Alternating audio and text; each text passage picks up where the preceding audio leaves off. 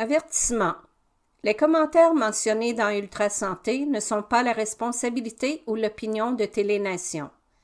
La présentation de ce balado est rendue possible grâce à la collaboration de Télénation dans le confort de votre foyer. Bonne émission.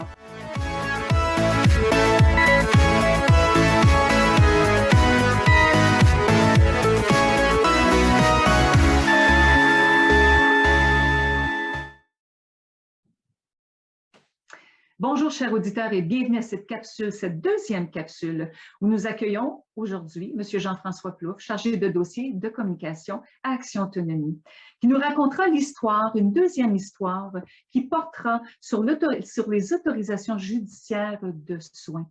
Jean-François, première capsule qui relatait les faits, une histoire qui portait sur la garde en établissement, qui a obtenu aussi jurisprudence. Et aujourd'hui, deuxième capsule sur les autorisations judiciaires de soins. Tu as une histoire à nous raconter. Voilà, c'est l'histoire de FD.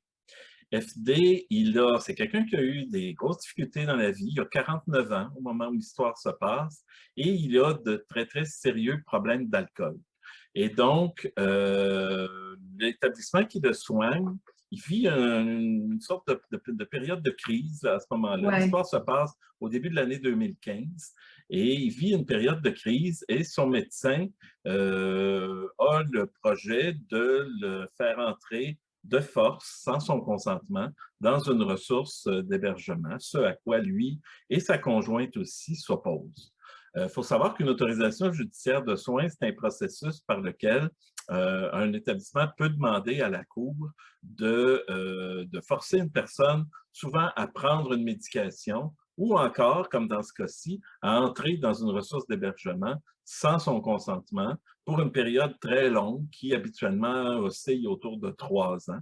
Et donc, c'est une mesure qui est très, très, très privative de liberté, puis qui, dans certains cas, a des conséquences permanentes sur la vie de la personne. Par exemple, si FD entre dans sa ressource d'hébergement, bien, il est très possible qu'il perde son logement. Donc, même si, à un moment donné, son état évolue puis il pourrait retourner dans la société, il va très probablement rester pour le restant de ses jours dans des institutions d'hébergement qu'il n'aura pas choisies.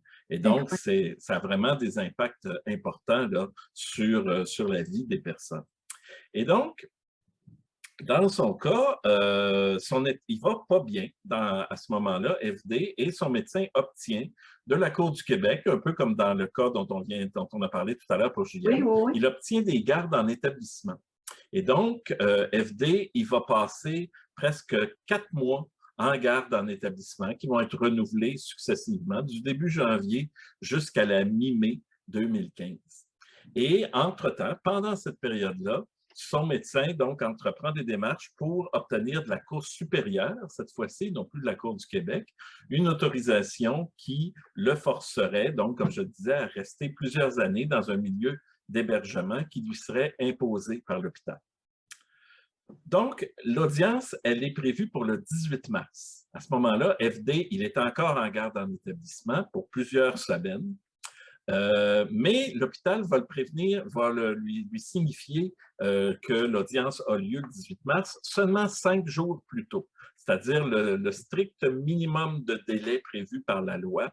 Donc, ça va seulement être le 13 mars qu'il est au courant, qu'il passe en cours le 18 pour se faire imposer une ressource d'hébergement. Donc, première chose, FD, c'est une personne d'origine latino-américaine qui parle 2 langues. Il parle l'espagnol et il parle le français. Mais il est dans un établissement anglais, le CUSUM, de l'Hôpital Royal Victoria.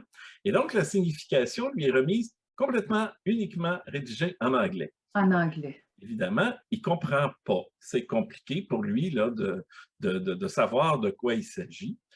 Mais il comprend qu'il y a une démarche de cours qui s'amorce. Sa femme réussit à lui trouver une avocate, mais le délai est très, très, très court. Et c'est des causes qui sont quand même complexes, là, qui demandent un temps de préparation. Quand on veut représenter la personne correctement, ça demande une certaine période de préparation. Et les 3-4 jours qui restent avant l'audience ne sont pas suffisantes pour l'avocate pour qu'elle puisse préparer correctement le dossier puis organiser une représentation correcte là, qui assurerait finalement le respect des droits de FD.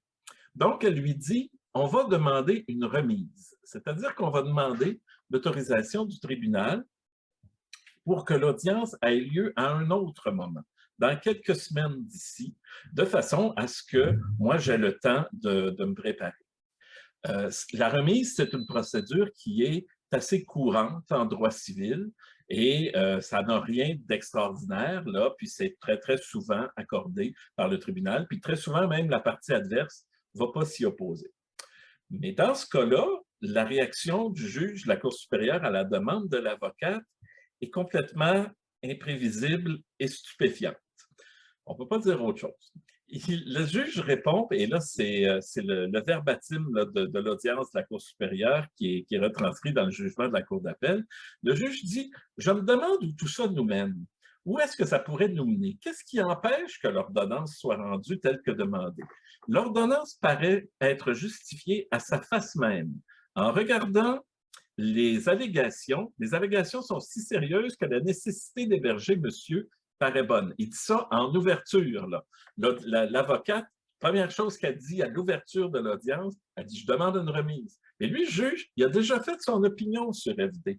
Lui, il est déjà convaincu, avant d'avoir parlé à qui que ce soit, qu'FD, c'est une bonne idée de l'enfermer dans une ressource d'hébergement qu'il n'a pas choisie. Mais voyons donc. Donc, il y a là une partialité qui est évidente, puis un juge, c'est supposé être un arbitre impartial entre deux parties qui sont en conflit l'une avec l'autre. Et dans ce cas-ci, il fait preuve d'une partialité très évidente que la Cour d'appel va lui reprocher.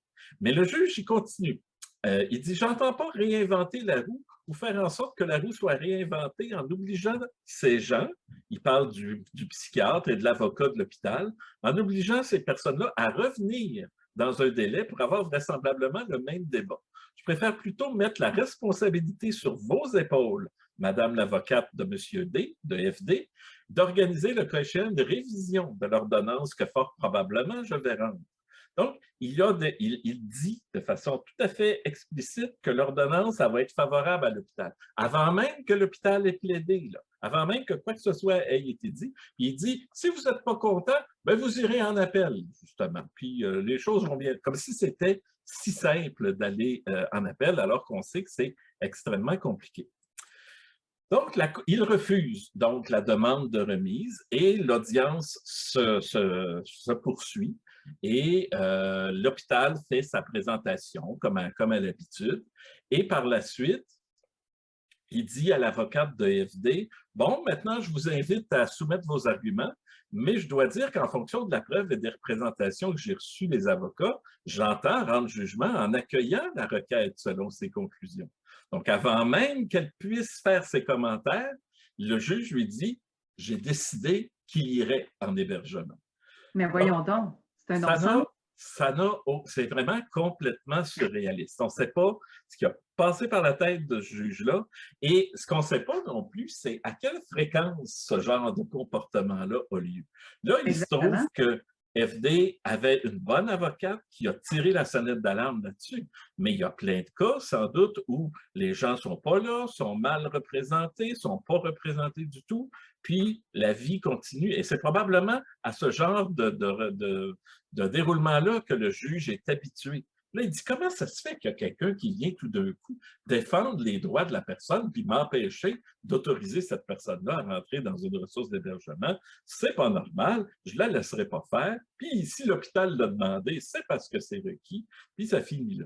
Mais c'est pas ça une audience d'un tribunal. Une audience, c'est que tu entends les deux parties puis tu rends jugement sur la base du contenu que tu as devant toi. Donc, l'avocate fait quand même sa plaidoirie, fait ses remarques, fait ses observations, présente ses arguments, et à la fin, le juge répond « Bon, ben merci de vos interventions, maître. Point. J'accueille la requête selon les conclusions, et s'il y a un projet de jugement, je vais le signer. » Donc, il ne commente absolument pas ce que l'avocate de FD lui a dit. Il ne l'a probablement même pas écouté. Et tout de suite après, sans aucun autre commentaire, il annonce qu'il accueille intégralement la requête de l'établissement. Donc, c'est un cas énorme qui ne pouvait pas laisser, qu'on ne pouvait pas laisser aller comme ça. Et effectivement, encore une fois, comme dans le cas de JM, le cabinet de l'avocate de EFD va aller en appel de cette décision-là, donc devant la Cour d'appel. Et encore là, l'histoire se passe toujours, le délai est quand même assez rapide, on est rendu en juillet 2015, et le jugement de la Cour d'appel dit « Il ne fait aucun doute que le refus d'accorder à l'appelant l'ajournement demandé constitue une violation de son droit d'être entendu. » Et là, ce que dit la Cour d'appel, c'est que le juge, il évoque surtout des questions d'efficacité. Il ne faudrait pas forcer tous ces éminents juges, tous ces éminents avocats, professionnels, médecins de l'hôpital Royal Victoria à se redéplacer à nouveau vers le palais de justice pour que ce pauvre monsieur, qui ne sait plus trop son nom ni ce qu'il fait dans la vie, soit finalement entendu dans quelques semaines d'ici. On ne fera pas ça, etc. Donc, la Cour d'appel dit « Le juge a refusé la remise essentiellement pour des motifs d'efficacité. L'intention est certes louable, l'intention d'utiliser judicieusement les ressources des tribunaux, mais le résultat qui en découle est inacceptable. » Donc, les termes sont quand même importants là, de la part de la Cour d'appel. Donc, la Cour considère, comme je le disais aussi, que le juge de première instance à la Cour supérieure a fait preuve de partialité. En l'espèce, tenant compte notamment des propos reproduits au présent arrêt, on ne peut écarter l'appréhension de partialité.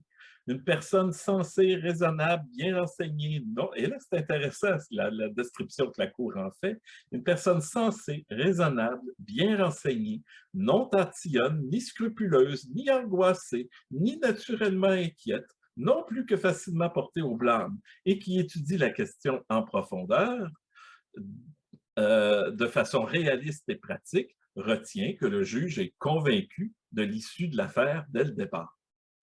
Donc, c'est assez évident là, que son opinion est faite dès le départ. Puis ça, ce n'est pas le rôle d'un juge. C'est une faute grave d'un juge. Puis ce n'est pas n'importe quel juge. Là. On n'est pas aux petites créances. Là. On n'est pas des juges juniors. Là. On est un juge de la Cour supérieure du Québec qui agit de cette façon-là. Il y a vraiment un gros problème là, autour de ça. Donc, et en plus, elle considère que le juge n'a pas motivé sa décision. C'est-à-dire qu'il dit simplement « j'accueille la requête de l'établissement », mais il ne dit pas pourquoi. Or, la loi, le Code civil, oblige le juge à documenter son jugement et à se faire lui-même une opinion concernant ce qui est présenté devant lui. Il ne peut pas simplement répéter ce que l'une des deux parties lui dit pour lui donner raison. Donc, ce que ça a donné, donc ce jugement-là, effectivement, il a fait jurisprudence, celui-là aussi, tout comme celui de JM. Et ça fait maintenant que ce qu'on nous dit, c'est que depuis ce jugement-là de la Cour d'appel, la Cour supérieure fait beaucoup plus attention aux requêtes de remise qui sont faites par les avocats des personnes. Puis, il faut aussi dire dans le cas de EFD que c'était une requête d'hébergement, puis on aurait peut-être pu plaider que si on le laissait partir comme ça, il y aurait pu y avoir un danger, il y aurait pu y avoir une vulnérabilité particulière.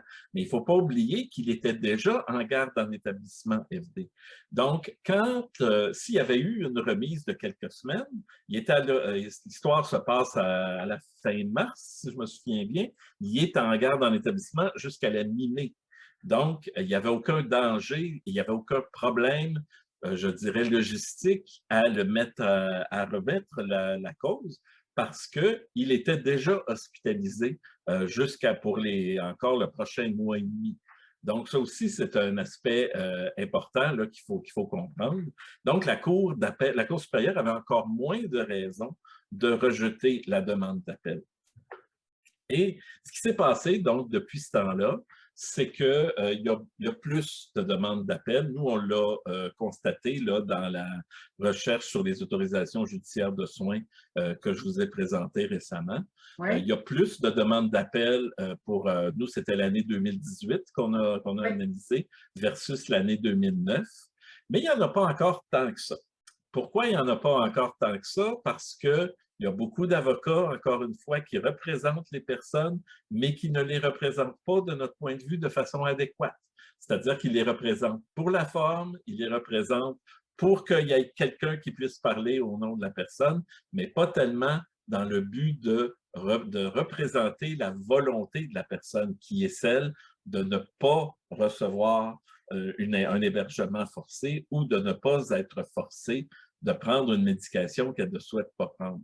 Cette volonté-là des personnes, elle n'est pas encore très bien comprise ni très bien exprimée par la majorité des avocats qui les représentent. Et ça, c'est un gros problème.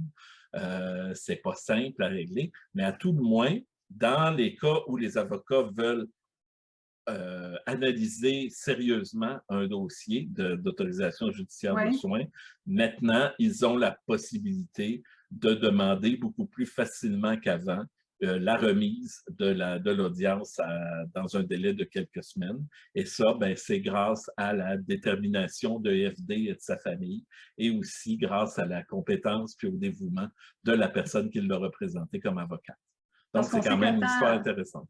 On sait qu'un temps de préparation, c'est quand même important. Hein? Ben oui, c'est ça. Et le code de procédure civile, là-dessus, il est un peu bizarrement fait parce que c'est pour des raisons d'urgence. On dit, puisque l'hôpital demande ça, c'est urgent, il faut procéder rapidement. Et donc, c'est seulement 5 jours. Dans d'autres cas, dans d'autres causes civiles, les délais peuvent être de 21, 30 jours, des fois 90 jours même avant de procéder. Imagine. Et là, on a le temps de s'organiser. Mais là, la personne, elle ne le sait pas, ce qui lui arrive. Elle ne comprend pas la procédure. Elle ne connaît pas d'avocat. Elle n'a aucune idée de comment se défendre. Et elle n'a que 5 jours pour s'organiser.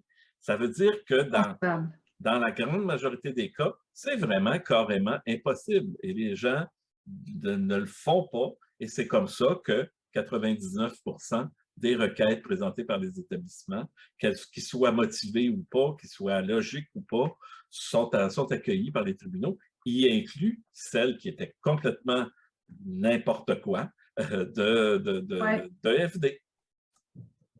Écoute, Jean-François, merci pour cette capsule qui portait sur l'autorisation judiciaire de soins. Toujours intéressant. On en apprend tout le temps de plus en plus. Et ce que je retiens malheureusement, c'est qu'il y a toujours cet abus de pouvoir qui plane au-dessus de nous. Hein? L'abus de pouvoir est toujours là, est toujours constant, est toujours présent. Et je trouve ça dommage parce que ça ostracise l'être humain dans ses droits les plus fondamentaux. Et ça, je trouve ça dommage parce que je me dis que tu sois aux prises avec une santé mentale précaire ou une santé physique précaire ou quoi que ce soit, tu devrais avoir un droit de parole, avoir le droit de t'exprimer, avoir le temps aussi de t'exprimer en bonne et due forme afin de placer, puis aussi de mettre tes idées en place, parce que quand on est dans un tourbillon, des fois nos idées se juxtaposent, puis pas toujours dans la bonne échelle du temps. Alors, je trouve ça dommage, cet abus de pouvoir-là qui perdure dans le temps, parce que ça enlève beaucoup de qualité de vie à ces gens-là qui sont aux prises avec une santé mentale précaire. Et ça donne quelquefois des choses qu'on ne devrait pas voir dans la société, comme des histoires qui se sont passées. L'histoire de la semaine passée qui s'est passée, tu sais, Jean-François, hein, il y a de plus en plus de drames hein, qui sévissent dans la société. Mais ça, c'est intéressant. Rapidement, l'histoire qui vient tout écoute, juste de je m'en vais vers produire. là parce que je veux que tu me donnes ton analyse, ton input. Alors, tu me voyais venir. Là. Oui, puis on a quand même, on n'a pas beaucoup d'informations là-dessus. Il faut comprendre que c'est une procédure qui est un petit peu différente, qui est celle de la Commission d'examen des troubles mentaux, qui s'adresse à des personnes qui ont déjà commis des crimes, ce qui n'est pas le cas des personnes en garde dans l'établissement et en autorisation judiciaire de soins. Oui. Est-ce que dans ce cas-ci, la commission d'examen a bien fait ou pas bien fait son travail? Ça se discute certainement. Mais moi, ce que j'ai trouvé, et le fait que 3 personnes aient été assassinées gratuitement, c'est un drame, c'est certain. C'est un drame. Sauf que dans notre droit criminel, une personne, quelle qu'elle soit, même le dernier des criminels, est considérée innocente jusqu'à preuve de sa culpabilité.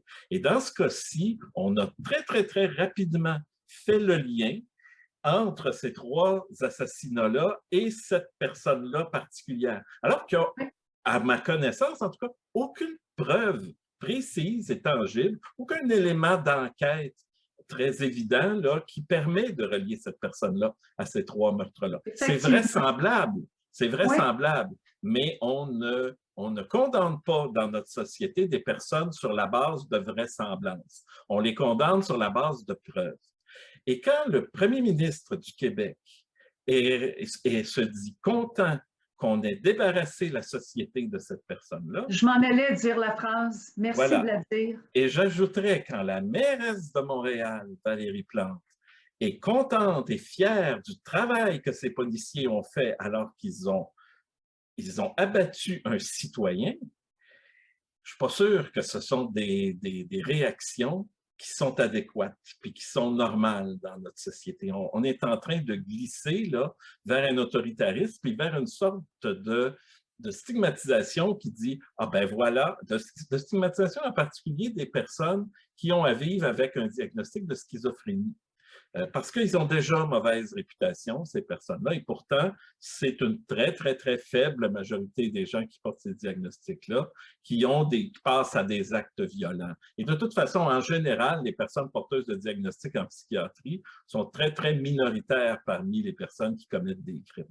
Mais là, on a fait un amalgame très, très rapide et et non seulement on a prononcé cette personne-là coupable sans y avoir fait de procès, sans avoir fait d'enquête, mais en plus, on se réjouit de sa mort. Ça, c'est, à mon avis, complètement inédit là, dans l'histoire récente du Québec, que des élus, que des gens dans des positions de responsabilité aussi élevées que celle-là se réjouissent du fait que des policiers aient abattu un citoyen. Ça, on s'en va vraiment vers un glissement qui est vraiment pas sur la bonne voie. Ce qui est dommage, Jean-François, en terminant, c'est que du ministre Legault, je me serais attendue à autre chose parce que, bon, on l'a tous vu durant le temps de la pandémie. Je crois que ses propos étaient dits avec émotion, avec cœur, avec une certaine objectivité. Alors, il devrait s'en excuser. Exact. Auprès de la famille et auprès de l'ensemble de la population québécoise. Sincèrement, j'appuie tes dires et premièrement, je ne m'y connais pas autant que toi, mais mon Dieu qu'on manque de ressources dans le réseau de la santé en ce qui a trait à la santé mentale. Je pense qu'on manque de ressources, on manque de financement et on devrait, au lieu de se concentrer et de dire des phrases comme ça à tout vent, on devrait plutôt se concentrer sur les vraies affaires, puis d'ouvrir peut-être le coffre à outils, puis de donner un peu d'outils aux gens qui sont là pour les aider. Alors voilà, moi c'est ce que j'en pense, je le dis dans des mots communs, dans des mots peut-être pas aussi avec une érudition aussi absolue que la tienne, mais moi, ce que j'en comprends, c'est qu'on devrait donner des outils aux gens du réseau de la santé pour accueillir ces gens-là, pour les aider, pour vraiment les aider, parce que la société, je trouve qu'on vit dans une société perdue et qui se perd de plus en plus.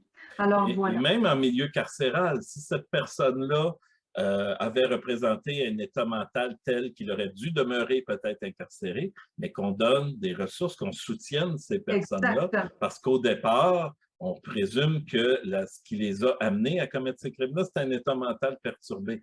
Bien, qu'on s'attaque, et c'est pour ça qu'ils sont en prison, alors qu'on s'attaque à améliorer leur état mental plutôt qu'à les persécuter et à les réprimer. Alors voilà qui termine notre deuxième capsule. Je m'adresse à vous, M. Legault.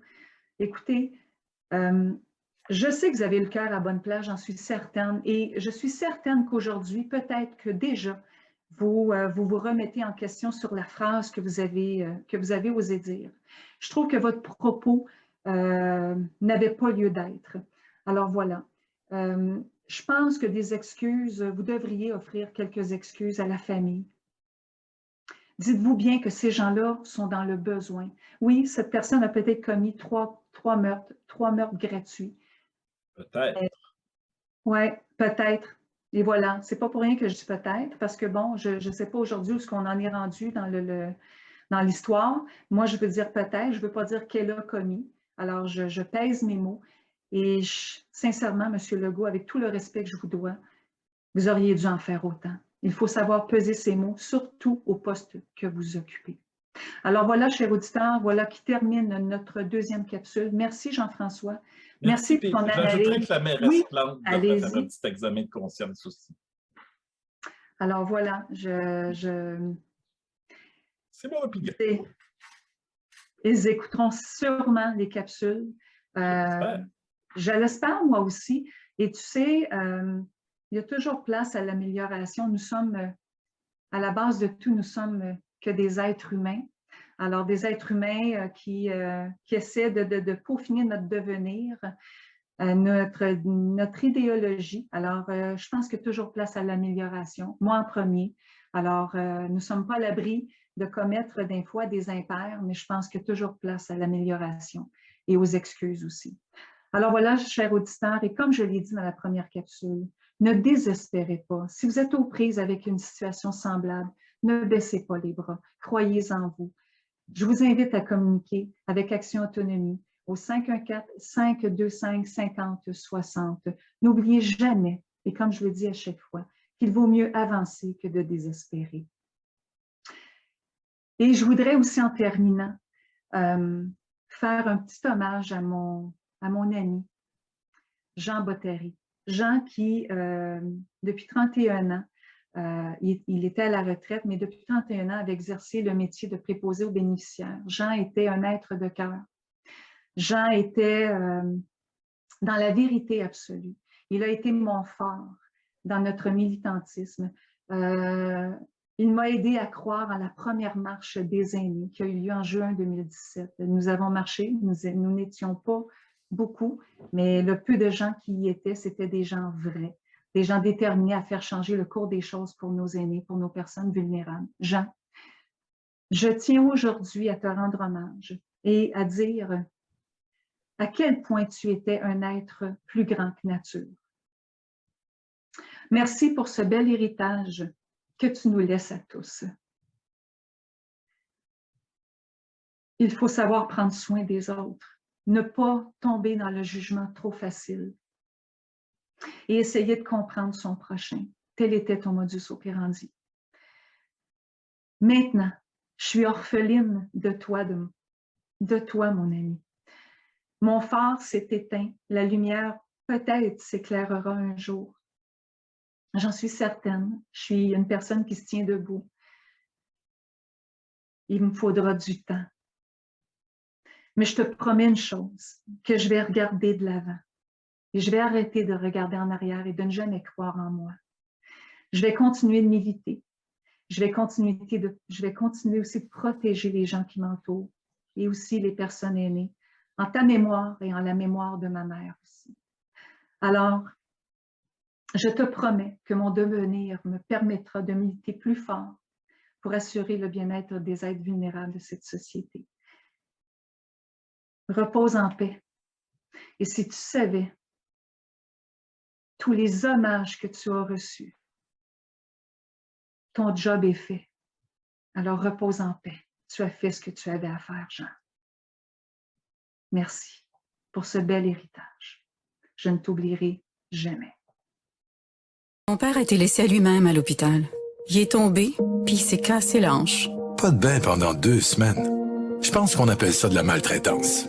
Ils se sont trompés dans ma médication. Le Conseil pour la protection des malades a pour but de protéger les usagers du réseau de la santé en vous donnant de l'information sur vos droits et des services comme de l'assistance juridique et des moyens de vous défendre. Le Conseil pour la protection des malades. Consultez-nous. Vous pouvez même devenir membre. Pour connaître l'envers de la médaille dans les CHSLD, lisez « Vous étiez là pour moi ». Merci.